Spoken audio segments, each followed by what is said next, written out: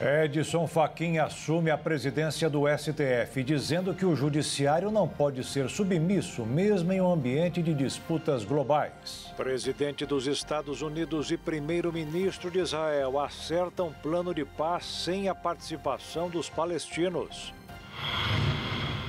O Brasil aumentou a quantidade de funcionários temporários e reduziu os concursados no serviço público.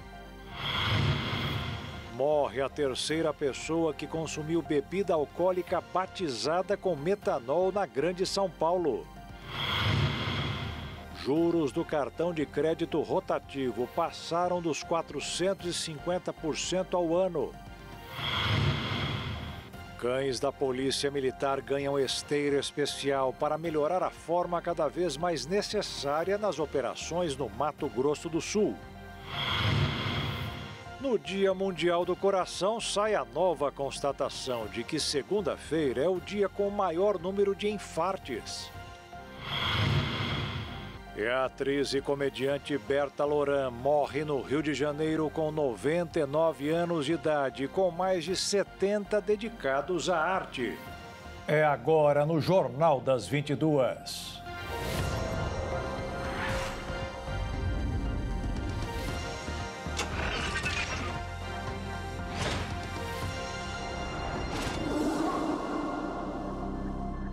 Olá, boa noite.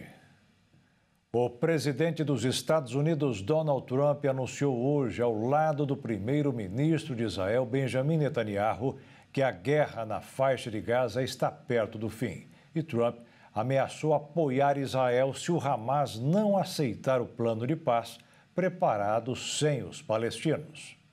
Horas antes do encontro, mais uma vez o exército de Israel intensificou sua ofensiva terrestre na cidade de Gaza. Essa foi a quarta visita do primeiro-ministro israelense à Casa Branca, desde que Donald Trump retornou ao poder em janeiro deste ano. E ele concordou com o plano do presidente dos Estados Unidos para encerrar o conflito entre Israel e Hamas em Gaza. Segundo Trump, se o Hamas concordar com a ideia, a guerra deverá acabar imediatamente. O mandatário norte-americano disse estar ouvindo que o Hamas também quer que isso seja resolvido, mas se o grupo recusar o acordo, ele vai apoiar Israel. O premier israelense reforçou que se o Hamas não apoiar o plano, ele vai eliminar o grupo do jeito dele. Pouco antes da entrevista, a Casa Branca divulgou o plano de Trump para encerrar o conflito. Nele tem 21 pontos. Um deles prevê que Trump será o chefe do Conselho de Paz, que vai incluir também o ex-primeiro-ministro britânico Tony Blair, como citado pelo presidente dos Estados Unidos durante a entrevista. Esse órgão será responsável por supervisionar o futuro governo de Gaza. Blair seria o governador. O americano afirmou que os países nunca tiveram tão próximos de chegar à paz. O presidente americano disse que os ataques de Israel que destroem mesquitas e hospitais são uma maneira terrível de lutar. Trump ainda criticou a decisão da maioria dos países de apoiar a criação do Estado da Palestina, ao contrário do que defendem os Estados Unidos e Israel. Na semana passada, dezenas de delegações, incluindo a do Brasil, deixaram o plenário da Assembleia Geral das Nações Unidas antes do discurso do primeiro-ministro israelense. O plano de Trump ainda prevê dar perdão aos integrantes do Hamas que concordarem com o plano e facilitar a saída deles de Gaza, além de incentivar as pessoas a permanecerem em Gaza e construir um lugar melhor. Outra condição para o fim imediato da guerra é a devolução de todos os reféns israelenses, vivos e mortos, em até 72 horas após a aceitação da proposta, em troca de quase 2.000 prisioneiros palestinos.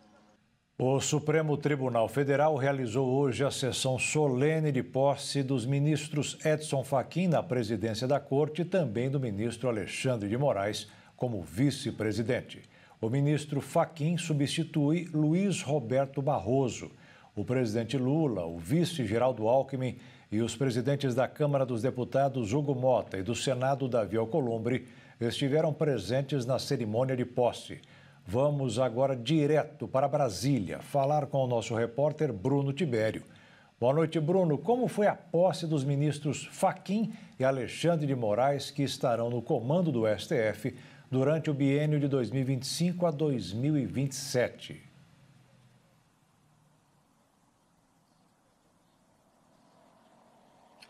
Boa noite, Jaqueto, e quem nos acompanha de casa. O ministro Luiz Edson Fachin, então, tomou posse aí como presidente aqui do Supremo Tribunal Federal. Estiveram presentes, então, o presidente da República, os presidentes da Câmara também do Senado, né, Hugo Mota e Davi Alcolumbre, o procurador-geral da República, Paulo Gonet, e também outras autoridades do Judiciário. O ministro Luiz Roberto Barroso, ele abriu a cerimônia e ressaltou que Fachin assume o cargo em um mundo dividido.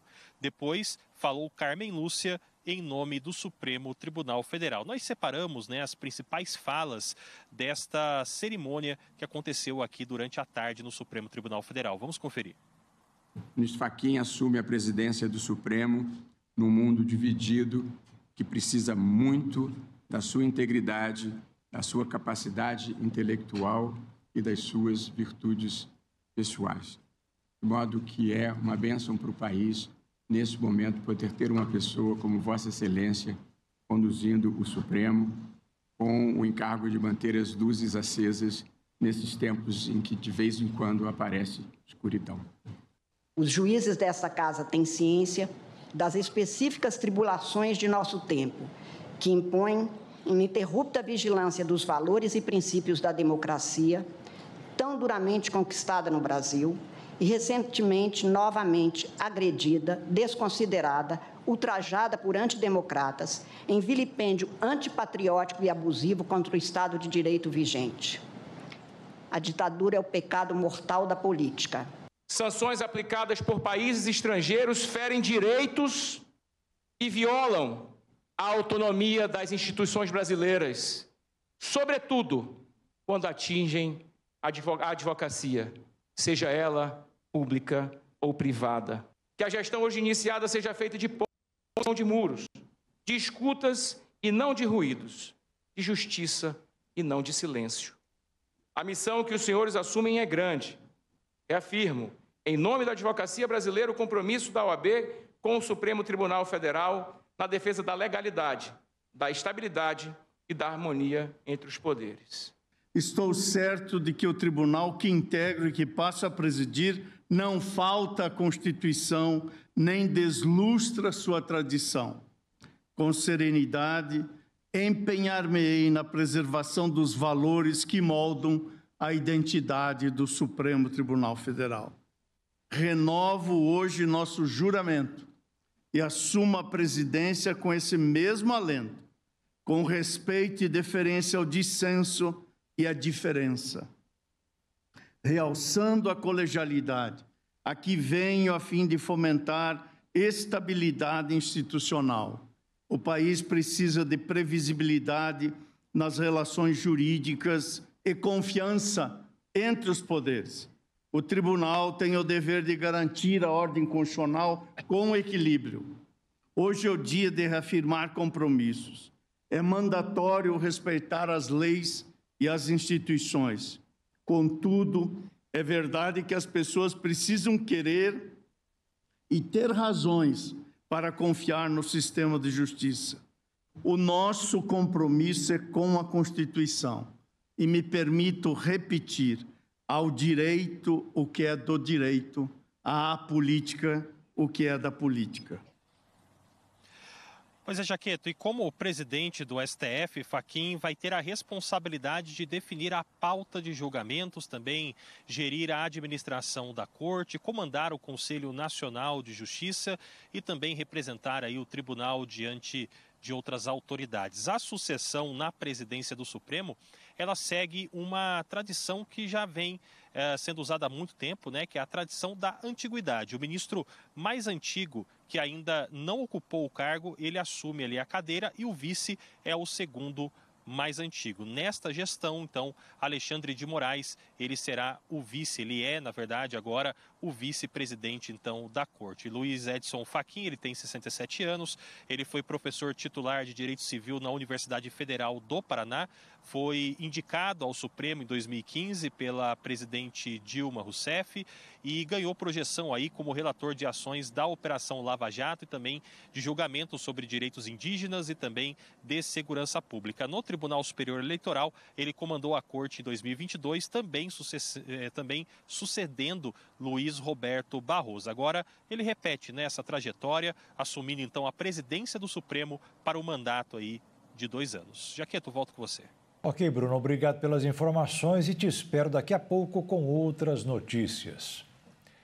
O ministro do Supremo Tribunal Federal, Alexandre de Moraes, decidiu seguir o processo criminal contra Eduardo Bolsonaro, mesmo sem a notificação pessoal. Além do político, o blogueiro Paulo Figueiredo será notificado.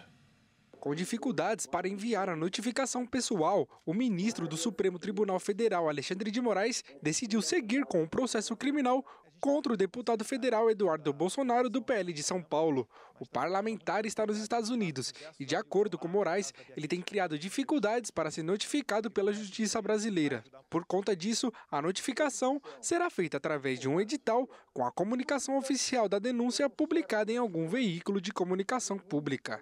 Além disso, Moraes anexou publicações do deputado nas redes sociais, que mostram que ele teve ciência da abertura do processo e que permanece nos Estados Unidos para fugir da lei. Frente a essas alegações, o filho do ex-presidente terá 15 dias para apresentar sua defesa prévia. Além de Eduardo Bolsonaro, o blogueiro Paulo Figueiredo também foi notificado, através da Via Cooperação Internacional, já que mora fora do país há mais de 10 anos e também terá 15 dias para apresentar sua defesa. Alexandre de Moraes determinou que o processo contra a dupla seja desmembrado, para garantir que a denúncia contra Bolsonaro seja analisada pelo Supremo, enquanto correm os trâmites da cooperação internacional contra o blogueiro. Os dois foram denunciados pela PGR no dia 22 de setembro, sob a acusação de articularem ações junto ao governo dos Estados Unidos com o objetivo de intervir nos processos contra o ex-presidente Jair Bolsonaro no Brasil. Nesse julgamento, o STF avaliará se a PGR trouxe indícios suficientes de autoria e materialidade dos crimes apontados, ou seja, não se discute se houve crime, nem a culpa ou inocência dos acusados, mas apenas se há elementos que justifiquem a instauração de um processo. Caso os ministros considerem que sim, será aberto um processo criminal formal e os investigados passarão a ser réus. E a seguir, o encontro do governador de São Paulo, Tarcísio de Freitas, com o ex-presidente Jair Bolsonaro, que está em prisão domiciliar. E a taxa de juro do cartão de crédito rotativo passou dos 450% ao ano.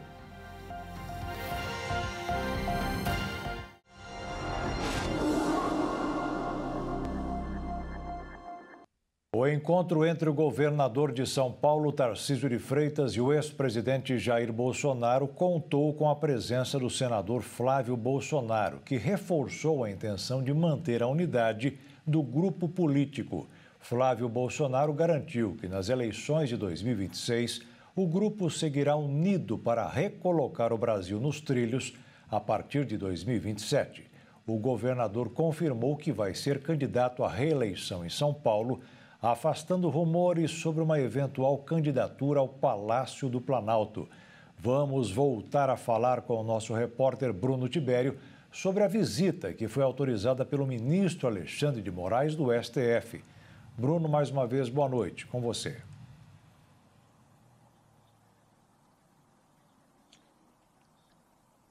Pois é, Jaqueto, o governador de São Paulo, Tarcísio de Freitas, ele não só falou sobre assuntos políticos, mas também falou de outros temas também, como foi o caso da defesa da anistia aos condenados aí pelos atos de 8 de janeiro, como forma aí de tentar pacificar o país. A declaração, ela foi dada após a visita, que ele fez aí ao ex-presidente Jair Bolsonaro, que está nesse momento cumprindo prisão domiciliar aqui em Brasília, por determinação do ministro Alexandre de Moraes, então aqui do Supremo Tribunal Federal. Segundo Tarcísio, muitos dos presos já teriam compreendido ali que os ataques eles foram condenáveis e para ele o caminho para a reconciliação seria justamente a anistia. Tarcísio, inclusive, afirmou que não discutiu com Bolsonaro aí uma possível candidatura presidencial da direita. Ele disse ainda ser candidato à reeleição ao governo de São Paulo. Nós separamos também não só a fala de Tarcísio de Freitas, bem como também a fala de Flávio Bolsonaro, que estava ali com ele. Vamos conferir. A conversa aqui hoje com o Tarcísio foi realmente uma visita de amigo, bate-papo sobre amenidades, obviamente falamos sobre política e da minha parte O recado que eu quero dar para todo mundo, para que não haja dúvidas, é que independente de como as coisas vão transcorrer daqui para frente, eu, Tarcísio, nós, né, os partidos de centro-direita, vamos estar juntos de qualquer forma em 2026 para a gente recolocar o Brasil nos trilhos a partir de 2027. Sou candidato à reeleição. A presidente? Não, a reeleição. Reeleição em São Paulo, como eu tenho dito. Vocês discutiram isso hoje? Não, isso aí já está claro. O que eu vim aqui fazer uma visita de cortesia, eu vou vir visitar um amigo, uma pessoa que para mim é muito importante, foi importante na minha história, que eu tenho em consideração. Os amigos são amigos nos momentos bons e nos momentos ruins. O presidente está passando por um momento difícil e é nesse momento difícil que os amigos têm que aparecer, têm que dar a mão, têm que prestar solidariedade. É muito triste ver o presidente na situação que ele está, assim, a gente conversando e ele soluçando o tempo todo, né? Isso ainda é consequência das várias cirurgias que ele fez, consequência do atentado covarde que ele sofreu, que quase ceifou a vida dele, não ceifou pelas mãos de Deus. E o presidente ali, né, tirando força, sofrendo muito. Então a gente está aqui para prestar nosso apoio, prestar nossa solidariedade, para estender a mão, sem nenhum tipo de interesse. A gente vai estar aqui do lado dele sempre, né, para dizer, estamos juntos. Sou grato a tudo, presidente, pelo que você me fez, pelo que você me proporcionou. Você vai sempre contar comigo, você sempre vai ter aqui na minha pessoa um amigo. No momento bom, no momento ruim, o momento é ruim, nós vamos estar juntos, independente de qualquer coisa. E vamos continuar lutando pelo Brasil. Pois é, Jaqueto, você viu aí que na fala de Tarcísio ele chegou a citar a questão da saúde, né, de Jair Bolsonaro.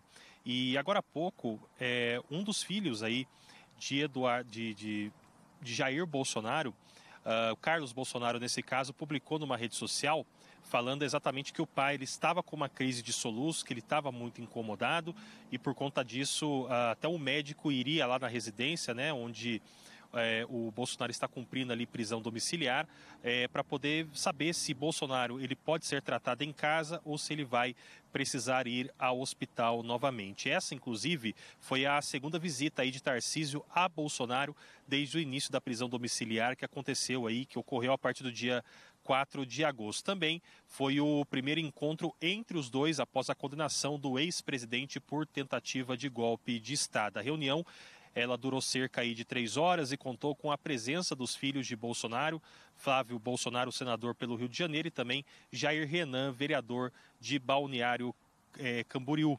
Segundo os interlocutores aí do governador, ele teria sido convidado, inclusive, a participar aqui da posse de Edson Fachin aqui no Supremo, mas, no caso, Tarcísio decidiu não vir aqui e dar aí atenção, então, a Jair Bolsonaro, essa visita de Jair Bolsonaro. Jaqueto, volto com você.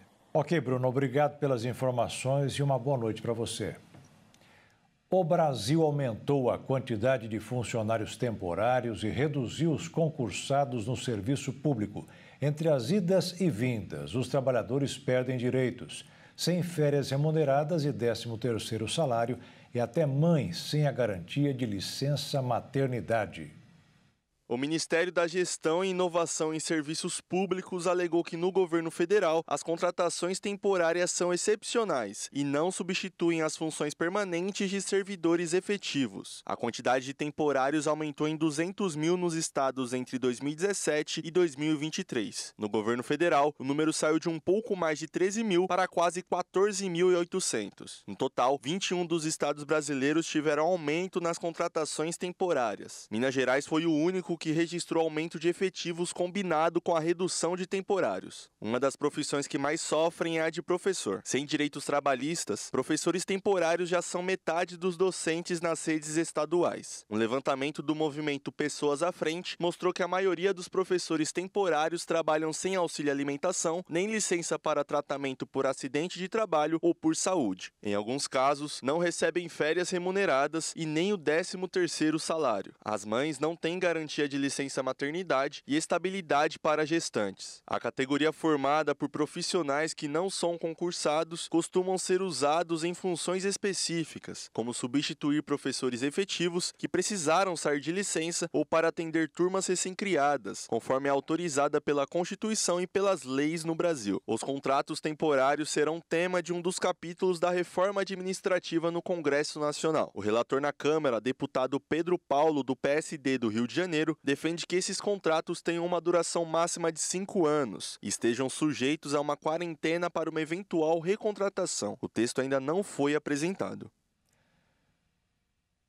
O Brasil criou 147 mil novos empregos, com registro em carteira em agosto. Houve uma queda de quase 40% em relação ao mesmo mês do ano passado. O setor de serviço foi o que mais abriu vagas e o da agropecuária registrou saldo negativo com o fim da colheita de várias safras. Todos os números divulgados hoje pelo Ministério do Trabalho ficaram abaixo das expectativas do mercado. No acumulado em 12 meses, foram abertas 1.400.000 vagas de emprego, menos também em relação ao período anterior. Os números do mercado de trabalho abaixo do esperado mexeram com a Bolsa de Valores, que passou a apostar na possibilidade de uma queda na taxa de juros na próxima reunião do Banco Central. Já as negociações do dólar foram dominadas pela expectativa de uma paralisação do governo dos Estados Unidos amanhã, por causa das divergências entre democratas e republicanos sobre o orçamento. O resultado foi uma baixa de 0,31%, com a moeda americana terminando o dia cotada em R$ 5,32. A alta da Bolsa de Valores de São Paulo foi de 0,61%, aos 146.337 pontos. Aumentou a inadimplência dos clientes dos cartões de crédito. A dificuldade para pagar as contas pode ser explicada pela taxa anual de juros de mais de 450%, a maior dos últimos 9 anos. Sabe aquela fatura do cartão que, por algum motivo, você decide pagar somente uma parte dela? Pois bem, o restante que faltou para pagar daquela fatura entra no chamado crédito rotativo. E o banco vai considerar esse valor que não foi pago como um novo empréstimo, que vai vir com mais juros ainda na próxima fatura. Se você já sofreu com isso, saiba que a dor de cabeça pode ser ainda pior. Isso porque no último mês de agosto, essa taxa aumentou 5,3 pontos percentuais, passando de 446,2% para 451,5% ao ano, conforme dados do Banco Central. Isso significa que qualquer dívida no cartão de crédito feita há um ano cresce 5 vezes se o consumidor não pagar a fatura no dia do vencimento. Por outro lado, no parcelado, os juros recuaram de 183,4% para 180,7%. O Congresso definiu em janeiro de 2024 uma lei que os juros do rotativo e do parcelado não poderiam ultrapassar 100% do principal da dívida, ou seja, se você deixou de pagar R$ 100, o total de juros e outros custos aplicados sobre esse valor não poderá ser maior que outros R$ 100. E a seguir, morre a terceira pessoa que consumiu bebida alcoólica batizada com metanol na Grande São Paulo. E os cães da Polícia Militar ganham esteira especial para melhorar a forma cada vez mais necessária nas operações no Mato Grosso do Sul.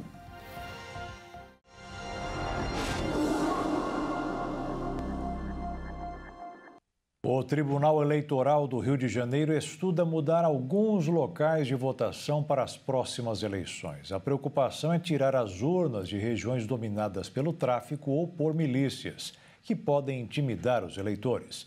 Vamos ver com os detalhes com Anderson Nascimento. O Tribunal Regional Eleitoral do Rio de Janeiro estuda modificar locais de votação na eleição de 2026.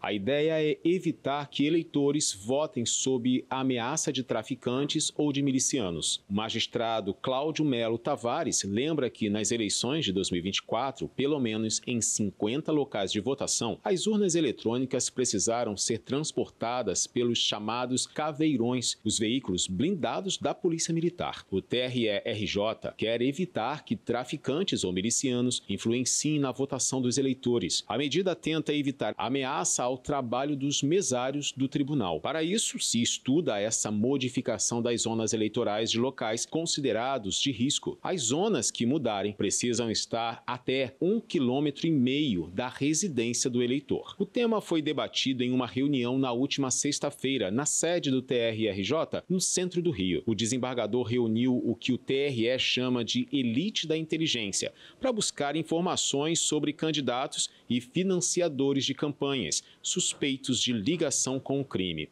No grupo, há representantes das polícias civil, militar e federal, além de promotores do Ministério Público Estadual e procuradores da República. A Prefeitura de São Bernardo do Campo confirmou mais uma morte por suspeita de intoxicação por metanol em bebida alcoólica na Grande São Paulo. Essa é a terceira vítima que as autoridades suspeitam de ter consumido bebidas adulteradas.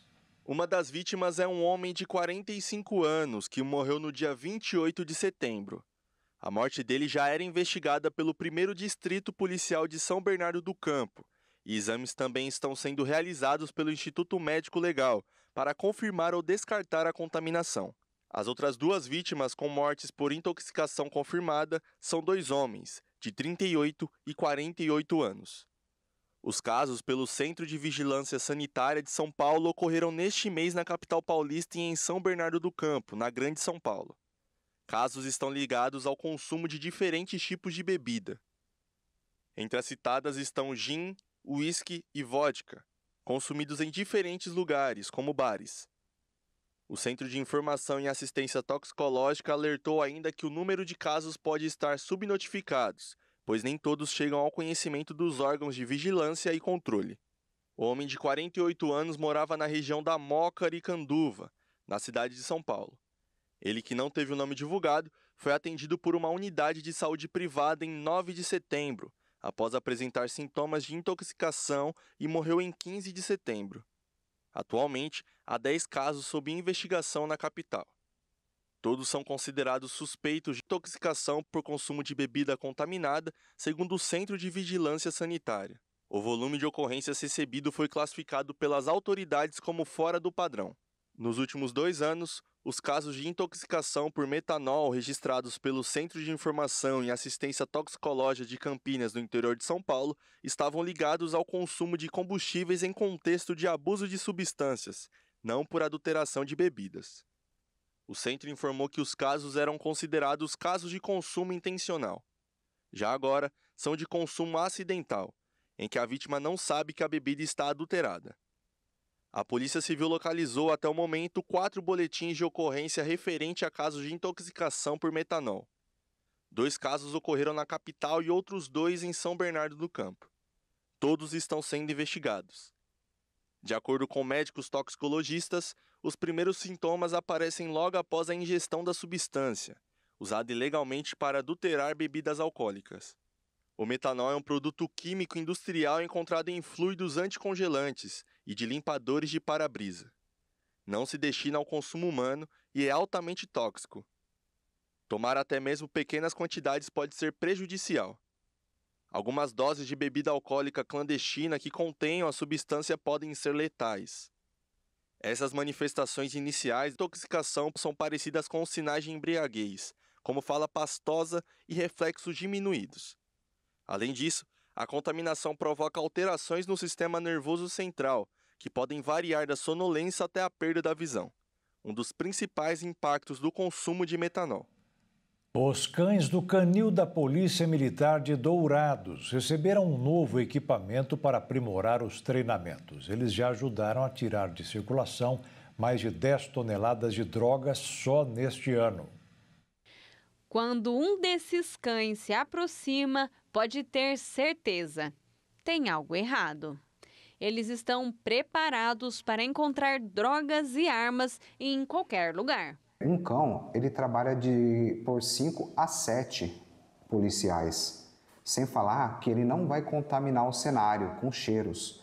O cão, ao entrar em um cenário, ele consegue fazer uma varredura muito maior e com mais velocidade do que nós, seres humanos. Esse desempenho é resultado de treinamentos específicos que desenvolvem a atenção, o condicionamento físico e o reconhecimento de cenários.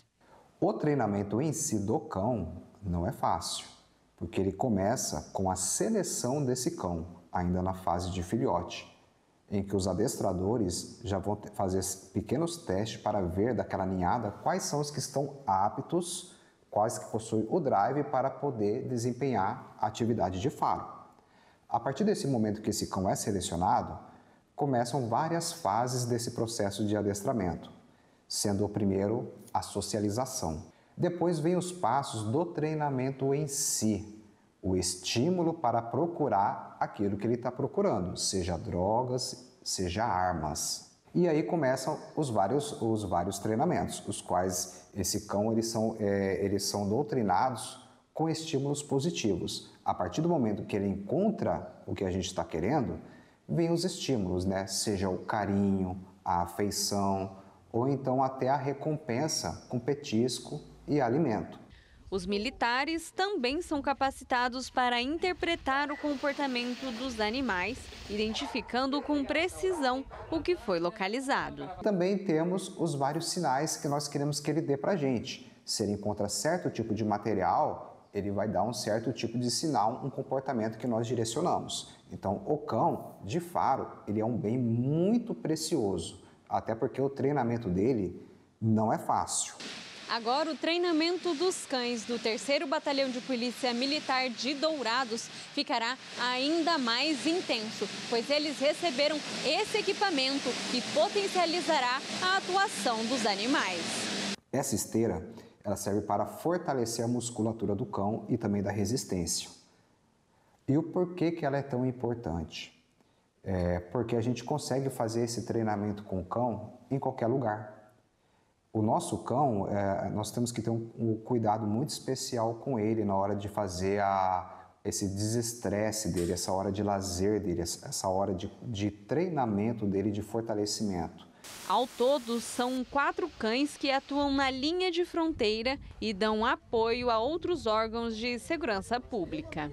O novo equipamento é o primeiro da Polícia Militar de Mato Grosso do Sul e garante mais eficiência nos treinamentos, além de representar economia para a administração pública. Os cães do 3º Batalhão já participaram de várias ocorrências com êxito, inclusive a ponto de encontrar droga que estava dentro de galões de tinta. Todo esse esforço tem mostrado resultado nas operações. Somente este ano foram 10 toneladas de drogas retiradas de circulação, graças a esses heróis de 4 patas. E a seguir, no Dia Mundial do Coração, sai a nova constatação de que segunda-feira é o dia com o maior número de infartes. E a atriz e comediante Berta Loran morre no Rio de Janeiro com 99 anos de idade, com mais de 70 dedicados à arte.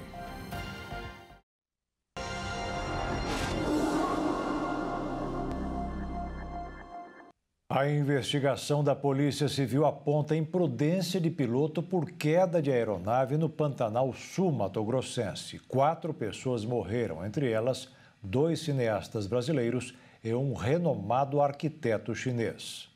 4 pessoas morreram na queda desta aeronave, um monomotor Cessna fabricado em 1958. O piloto e dono do avião, Marcelo Pereira de Barros, conhecido como Marcelo Pantaneiro, de 59 anos, o cineasta Luiz Fernando da Cunha Ferraz, de 42 anos, o produtor e diretor Rubens Crispim Júnior, de 51 anos, e o arquiteto chinês de renome internacional Kong Jianyu, de 62 anos. Os corpos ficaram carbonizados. Em nota oficial, o DRACO, Departamento de Repressão à Corrupção e ao Crime Organizado da Polícia Civil de Mato Grosso do Sul, informou hoje que estabeleceu a dinâmica e identificou a causa preliminar do acidente aéreo. De acordo com o DRACO, a pista é homologada apenas para operações visuais diurnas e a aeronave não possuía autorização para voos noturnos. Ainda segundo as investigações, durante a tentativa tentativa de pouso, a visibilidade reduzida comprometeu a aproximação inicial da aeronave, que ocorreu desalinhada ao eixo da pista.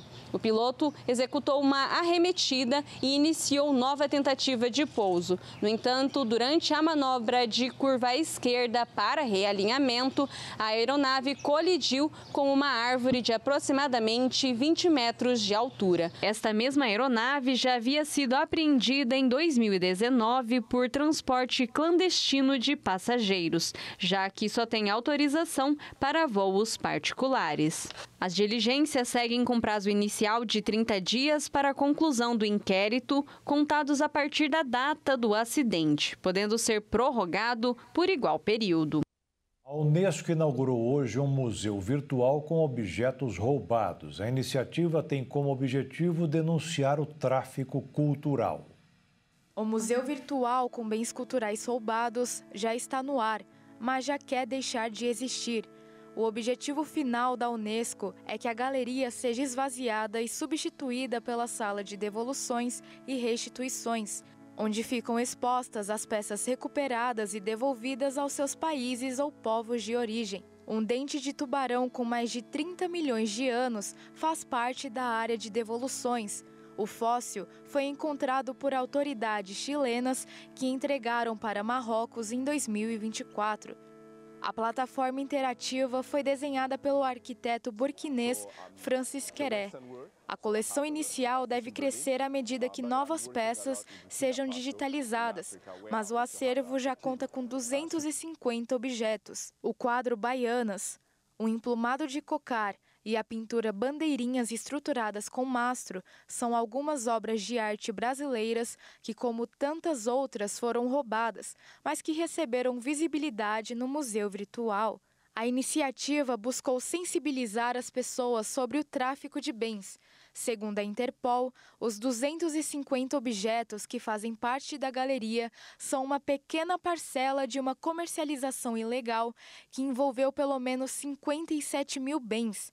O tráfico de bens culturais inclui desde saques em zonas de conflitos, escavações clandestinas, até falsificações e furtos em museus e coleções privadas.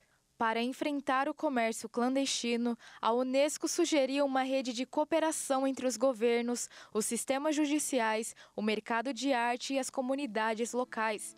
A iniciativa também buscou devolver visibilidade às obras desaparecidas e restaurar o orgulho das populações afetadas. Ao transformar os objetos roubados em testemunhos digitais, a galeria ajudou a denunciar os crimes. O Museu de Bens Culturais foi uma ação única no mundo. Mesmo sem paredes, ele guardou inúmeras memórias. O estádio do Maracanã inaugurou neste fim de semana 2 salas sensoriais para que pessoas com transtorno do espectro autista assistam aos jogos sem o incômodo do barulho externo. A inauguração aconteceu no clássico entre Fluminense e Botafogo pelo Brasileirão.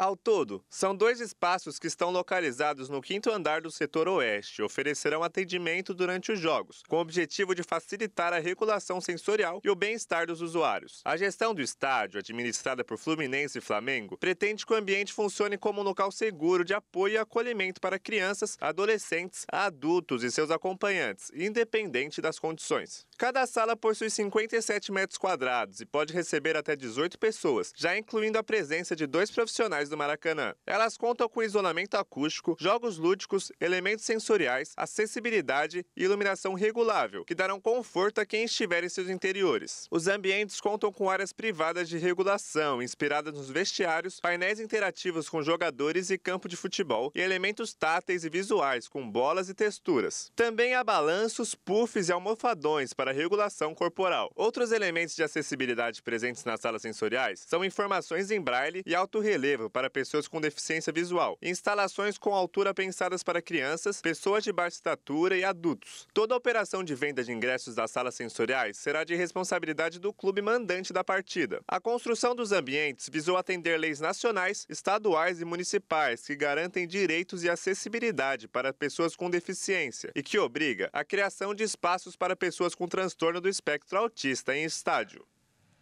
Segundo uma pesquisa internacional, o brasileiro é quem mais fica tempo conectado à internet no mundo. A média é de 9 horas por dia, sendo 3 horas só em redes sociais. Uma pesquisa feita pelo Consumer Pulse revelou que o brasileiro passa, em média, mais de 9 horas por dia na internet. Desse tempo, mais de 3 horas são exclusivamente de redes sociais. Esses dados colocam o Brasil acima da média global de tempo de conexão. A chamada hiperconexão já começou a causar desconforto entre os usuários e o desejo por equilíbrio e uma relação mais saudável com a tecnologia já sinaliza uma mudança na percepção do uso excessivo da internet pelos brasileiros. Segundo especialistas, o Brasil se destaca como a população mais conectada do mundo e é a que mais se adapta a novas tecnologias. Essa característica tem muitos fatores e aí incluem a curiosidade do brasileiro e a quantidade de tempo gasto em deslocamentos nos centros urbanos, o que favorece o uso de celulares. A pesquisa aponta o crescimento na conscientização sobre a educação digital entre a população brasileira e ressalta a importância de avaliar a dieta digital de cada usuário, diferenciando o tempo gasto em atividades produtivas como cursos online, como alternativa ao tempo dedicado nas redes sociais. O uso de ferramentas de monitoramento digital disponíveis nos smartphones mostram como o tempo online é distribuído entre diferentes aplicativos, permitindo uma maior compreensão de hábitos para uma possível mudança.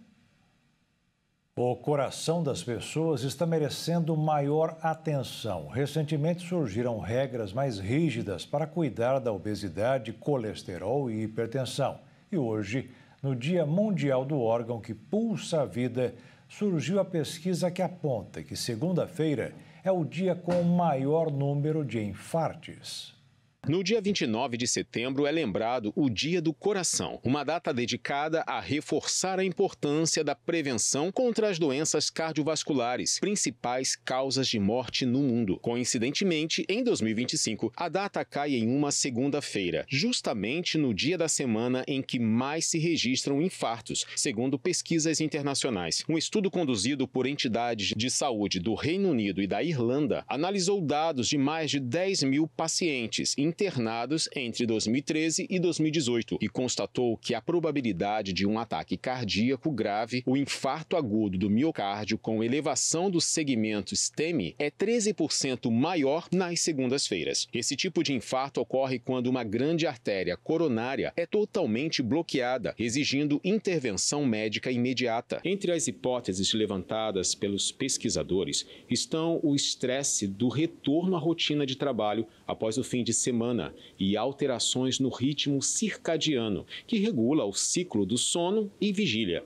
Essa desregulação pode influenciar os hormônios que afetam diretamente o sistema cardiovascular, aumentando os riscos de infartos e derrames. No Brasil, estima-se que todos os anos ocorram entre 300 mil a 400 mil casos de infarto agudo do miocárdio. Dados do SUS mostram que entre 2016 e 2022, o número de internações por infarto passou de 81 mil para mais de 100 mil, representando um aumento superior a 25%. Ainda segundo o Instituto Nacional de Cardiologia, no período de 2008 a 2022, as hospitalizações cresceram cerca de 158% entre homens e 157% entre mulheres. A data, portanto, reforça a necessidade de medidas de prevenção, como alimentação equilibrada, prática regular de atividade física, controle do estresse, acompanhamento médico e abandono de hábitos nocivos como o tabagismo. O Dia do Coração é um lembrete de que cuidar do coração diariamente pode salvar milhares de vidas. A atriz e comediante Berta Loran morreu aos 99 anos no Rio de Janeiro. Uma mulher que levou alegria aos lares de várias gerações durante os mais de 70 anos em que atuou em um palco ou à frente de uma câmera.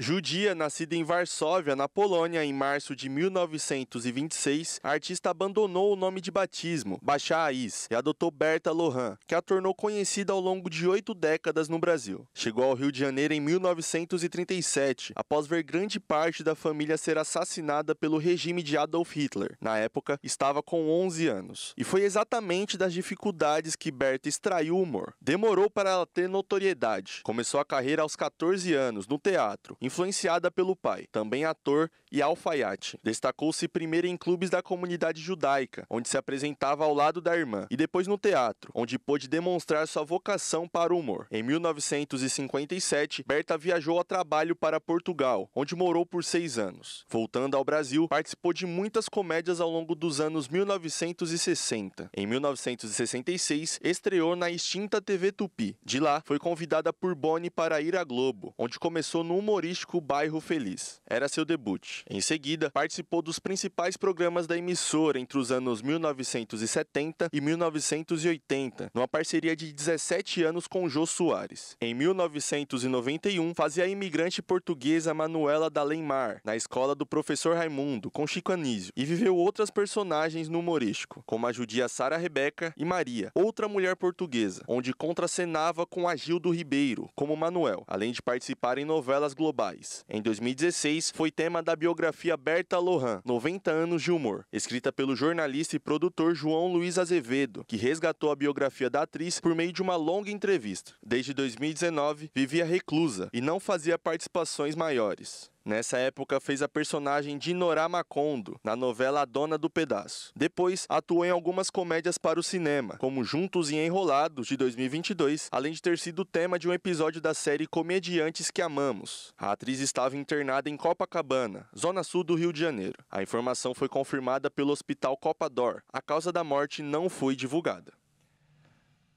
E o Jornal das 22 termina aqui. Uma boa noite para você e fique na paz. Tchau.